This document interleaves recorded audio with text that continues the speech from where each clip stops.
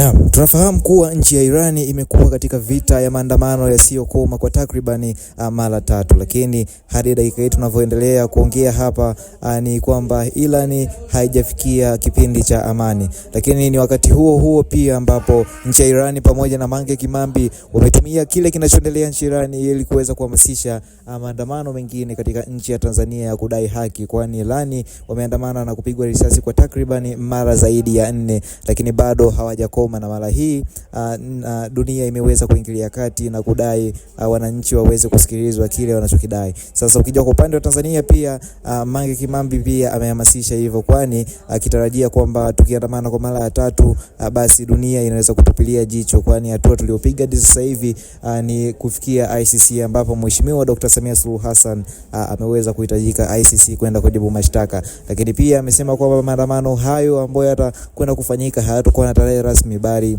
ni mipango ya wananchi wenyewe, na sio jinsi tena, bali ni kila mwananchi ana wajibu wa kwenda kuandamana ili aweze kupewa haki zake za msingi. Lakini kabla sija kupeleka kwenye kile kilichoandaliwa na Mange Kimambi, ni kusihi kwamba usisahau kulike, kucomment na usiache kubonyeza neno subscribe ili uweze kupata taarifa hizi kila siku ndani na nje ya nchi. Sasa tuende tukatazame kile ambacho dada Mange Kimambi pamoja na nchi ya Irani wamekirejea kuelekea maandamano ya nchini Tanzania.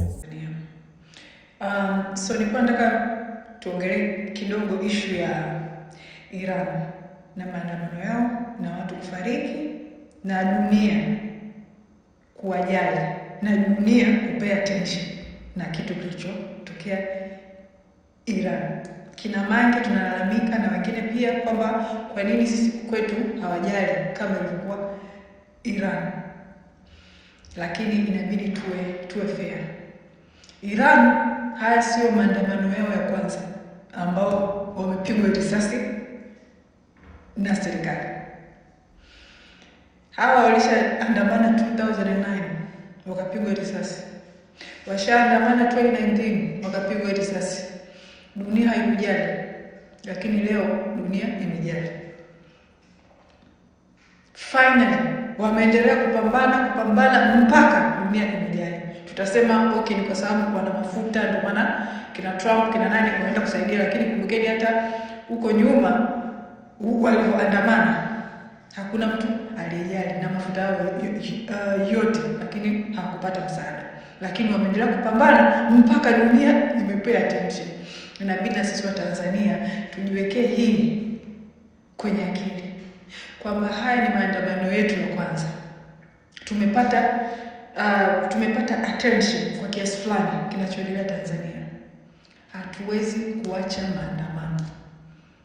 Lazima maandamano yaendelee Tanzania.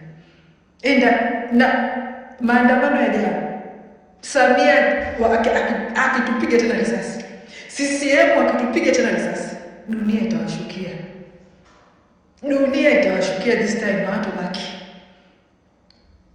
So ni lazima kila Mtanzania ajiwekee in their mind, ni lazima maandamano mengine yafanyike, na ni maandamano ambayo hayawezi kuwa ya Gen Z peke yake, ni lazima yawe ya nchi nzima, makubwa kushinda yale. Inabidi kwamba tukumbuke kwamba Iran maandamano yao ya mwisho hayakuwa makubwa hivi, yalikuwa sio makubwa na wakapigwa risasi, lakini ndio this time wametoka wengi zaidi ya last time.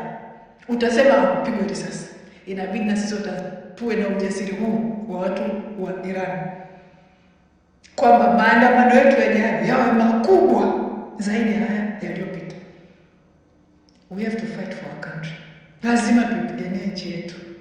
Hatuwezi tukaacha watoto wetu wakaja kukuta Tanzania hii ya kina Samia, Tanzania hii ya kina Jakaya Kikwete, Tanzania hii ya kina Mwinyi. Tutapata Watanzania, tutapata attention ya dunia. Dunia itaomba tupewe msaada kama this time Iran. Pia tukumbuke kwamba this time Iran walivyoandamana, the first few days dunia haikujali, lakini issue ilianzia I think X. Watu ndio walianza kupiga kelele, mbona watu hawajali, media ziko wapi, mbona hawasaidii? Watu ndio walipiga kelele mpaka msaada ukaja.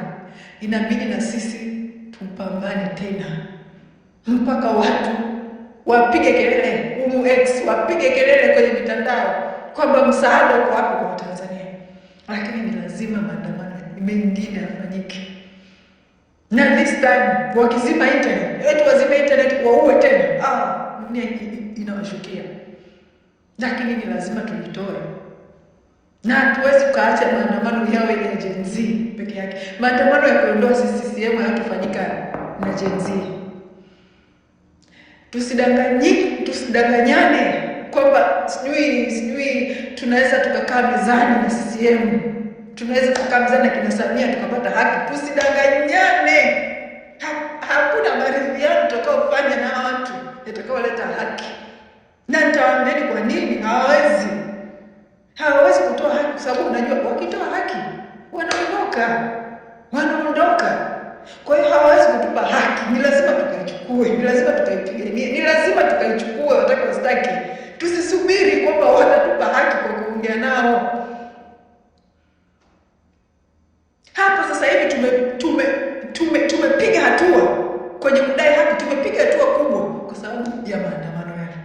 Ndio maana tumepiga hatua. Kama kusingeandamana last time, ndugu zangu, mambo yangekuwa mabaya zaidi. Tumepiga hatua, ni lazima tuendelee na maandamano. Lakini maandamano yajayo inabidi tujipange in a different way. Na pia inabidi kila mwananchi sasa hivi tukae na mentality ya kuandamana tu 24/7. Tuambiane wa Tanzania sasa hivi tukae mentality ya kuandamana. Popote kwa panapotokea mkusanyiko mkubwa, tukipata chance ya mkusanyiko mkubwa, mpira, sijui concert, sijui yani hapo kwenye mwendo kasi, yani tupate, yani tusisubiri tu yale maandamano ya kuitishwa tarehe fulani, kwa sababu yale tukiyaitisha afu tukayawekea muda mrefu, tunawapa na wale chance ya kuanza kujipanga kwa kuanza kutoa hongo kwa jeshi la polisi, kuwaingizia hela, tunawapa muda na wao wa kujipanga. Ni lazima mix maandamano ya kutaka na maandamano ya kushtukiza. Hatuwezi kuendelea na maisha mengine, tumezika watu, wameua watu.